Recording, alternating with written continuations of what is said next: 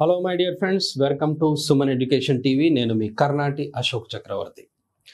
Conversation రాస్తాం. ఇప్పుడు conversation దేంతో రాస్తాము అంటే హ్యాస్ని బేస్ చేసుకొని కాన్వర్జేషన్ రాస్తాం. సరే, మరి హ్యాస్తో రాస్తాం కరెక్టే, మనకు సబ్జెక్ట్స్ తెలుసు, హీ, షీ, ఇట్, సింగులర్స్ అనే సబ్జెక్ట్స్తోనే రాయాలి. సరే, కాన్వర్జేషన్ మనం రాసిన దాని సిచ్యువేషన్ కూడా తెలియాలి మై డియర్ ఫ్రెండ్స్. మనకేమేమి తెలియాలి అంటే సబ్జెక్ట్స్ ఏంటో తెలియాలి, సిచ్యువేషన్ ఏంటో తెలియాలి, అలాగే అసలు యాక్చువల్గా కాన్వర్జేషన్ ఏ వర్డ్తో యూస్ చేస్తున్నాం అనేది తెలియాలి. ఓకేనా? ఏ వర్డ్తో యూస్ చేస్తున్నాం చెప్పండి? హ్యాస్తో యూస్ చేస్తున్నాం. సరే, ఓకే, రైట్, హ్యాస్తో యూస్ చేస్తున్నాం. సిచ్యువేషన్ ఏంటి? To do actions. అలాగే నేను ఇప్పుడు ఇంతకుముందు చెప్పింది ఏంటంటే ఏది తెలుసుకోవాలి అంటే మనం ఏ టెన్స్లో అది వాడుతున్నాం అనేది కూడా తెలుసుకోవాలి. ఓకే, టు డూ యాక్షన్ కరెక్టే, కానీ టెన్స్ కూడా తెలుసుకోవాలి. ఓకే, టెన్స్ తెలిసిందనుకోండి, టెన్స్ తెలిస్తే ఏమవుతుంది అంటే అసలు యాక్చువల్గా మనము ఇప్పుడు మాట్లాడుతున్నామా లేకపోతే ఇంతకు ముందు గురించి మాట్లాడుతున్నామా అనే దాన్ని మనం క్లియర్గా చూసుకుంటాం. అది ఉండాలి కంపల్సరీగా. ఎంత హాయిగా క్వశ్చన్స్ ఆన్సర్స్ ఉన్నాయో చూడండి. Does your father have to take leave now అన్నాము. యువర్ ఫాదర్ అనేది ఎందుకు వచ్చింది అంటే సింగులర్ కాబట్టి, ఇది subject he, she, it singulars కాబట్టి ఇక్కడ యువర్ ఫాదర్ అని వచ్చింది. Does your father have to take leave now? Me father ఇప్పుడు ఏమైనా లీవ్ తీసుకోవాల్సిన అవసరం ఉందా అని అర్థం అనమాట యాక్చువల్గా అక్కడ. Yeah, he has to take leave now. అవును, అతను ఇప్పుడు లీవ్ తీసుకోవాల్సిన అవసరం ఉంది అని. How many days leave does he have to take? ఇప్పుడు ఆయన ఎన్ని రోజులు లీవ్ తీసుకోవాలి? He has to take leave for at least 20 days. ఆయన కనీసం ఒక 20 days అయినా లీవ్ తీసుకోవాలి. When does he have to join the office again? When does he have to join the office again? ఆయన మరి జాబ్లో ఎప్పుడు జాయిన్ అవ్వాలి మళ్ళీ తర్వాత లీవ్ తర్వాత? He has to join next month. ఆఫీస్లో ఆయన జాయిన్ అవ్వాల్సింది next month. Does he have to meet any doctor? ఆయనకి ఏమైనా డాక్టర్ని కలవాల్సిన అవసరం ఉందా మీ ఫాదరు అని? No, he doesn't have to meet any doctor. లేదు, ఏ డాక్టర్ని కలవాల్సిన పని లేదు అని.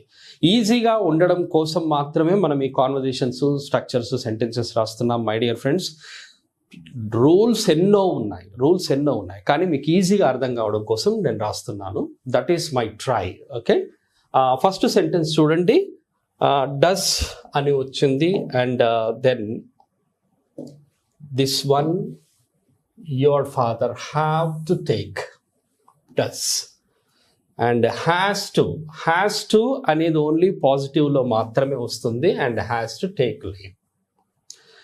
Right, how many days leave does he have to?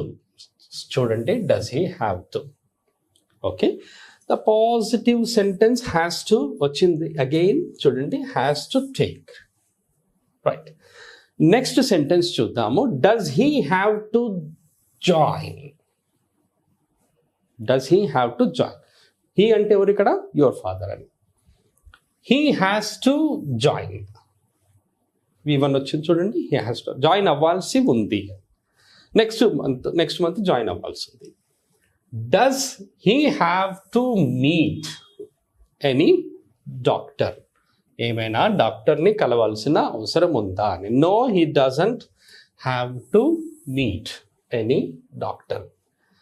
చూడండి, ఫస్ట్ సెంటెన్స్ వచ్చేసి helping verb question. First sentence.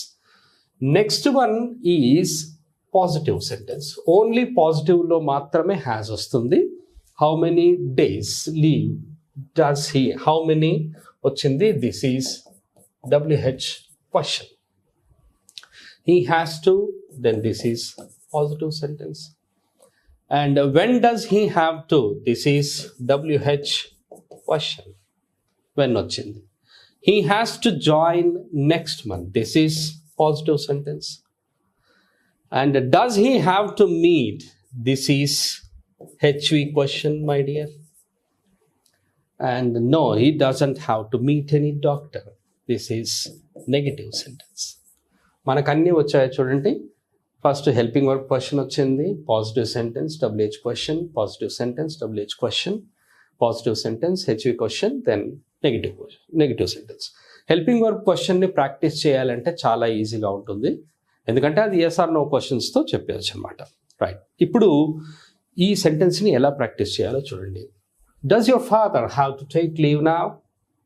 Does your father have to take leave now? ఒక వ్యక్తి మనల్ని అడుగుతున్నట్టుగానే ఉండాలి. Does your father have to take leave now? Yeah, he has to take leave now. How many days leave does he have to take? He has to take leave for at least 20 days. When does he have to join the office again? He has to join next month. Does he have to meet any doctor? No, he doesn't have to meet any doctor. ఈ విధంగా మీరు practice చేస్తేనే మీకు easy అవుతుంది. My dear friends, ఈజీగా ఉండడం కోసం మనం కాన్వర్జేషన్స్ అవి చెప్తున్నాం. నేను మళ్ళీ చెప్తున్నాను, ఇంగ్లీష్ లాంగ్వేజ్లో చాలా కన్ఫ్యూజన్స్ ఉంటాయి. ఇంగ్లీష్ లాంగ్వేజ్ కన్ఫ్యూజ్ చెయ్యదు అని ఎవరైనా చెప్పినా అది రాంగ్. చాలా కన్ఫ్యూజింగ్ థింగ్స్ ఉంటాయి, వాటికి ఆన్సర్స్ కూడా ఎవరు చెప్పలేరు. There are no answers for those questions. When you get doubts, no one can clarify them. For example, if you see this, మనకు కట్ అనేది ఉంది. ఈ సీని కా అనాలి. ఓకే, యాక్చువల్గా సిటీ అని రాస్తే ఇలా ఉంది. ఇక్కడ సీని కా అని ప్రొనౌన్స్ చేయాలి. ఇక్కడ వచ్చేసి సా అనాలి, సిటీ అనాలి. ఇంకొకటి ఇక్కడ చూస్తే మీరు చైర్ అనాలి. ఇక్కడ సిహెచ్ వచ్చింది. ఓకే, ఈ సిహెచ్ని మనము చైర్ అన్నాం, సిహెచ్ వచ్చింది కాబట్టి. అదేవిధంగా ఇక్కడ చూస్తే దీన్ని షెఫ్ అనాలి. ఇదే సిహెచ్ని ఇక్కడ చా అనాలి, ఈ సీని ఇక్కడ సా అనాలి, ఈ సీని ఇక్కడ కా అనాలి. ఇదంతా కన్ఫ్యూజింగ్ థింగ్స్. ఇలా ఒకటి కాదు, థౌజండ్స్ ఆఫ్ డౌట్స్ ఇలా ఉన్నాయా సార్, థౌజండ్స్ ఆఫ్ థింగ్స్ ఉన్నాయా ఇలా అంటే, థౌజండ్స్ ఆఫ్ థింగ్స్ కాదు, మోర్ దాన్ దాట్ ఉండొచ్చు. అవి ఎప్పుడు కూడా క్లారిఫై అవ్వవు. మనకు మనం కన్విన్స్ చేసుకోవడానికి ఏవైనా చెప్పుకోవచ్చు. కాబట్టి మై డియర్, కన్ఫ్యూజ్ అవ్వకుండా ఈజీగా ఉండడం కోసం మాత్రమే లెర్నర్స్కి మనము చెప్తున్నాం. మనం డిస్కస్ చేసుకోవడం ఏంటి అంటే లెర్నర్స్ గురించి మన classes. The people already know this English, not for them. ఎందుకంటే వాళ్ళకి ఆల్రెడీ తెలుసు కాబట్టి ఇది ఇలా అవుతుంది, అది అలా అవుతుంది అని చెప్పి వాళ్ళు ఎక్కువగా ఆలోచిస్తారు.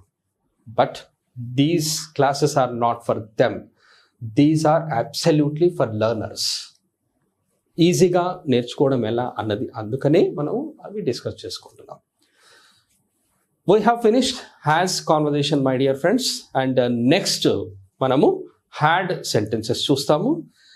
Keep on watching the classes, and I hope you have understood so far. Thank you very much. Have a nice time and have a nice learning. All the best.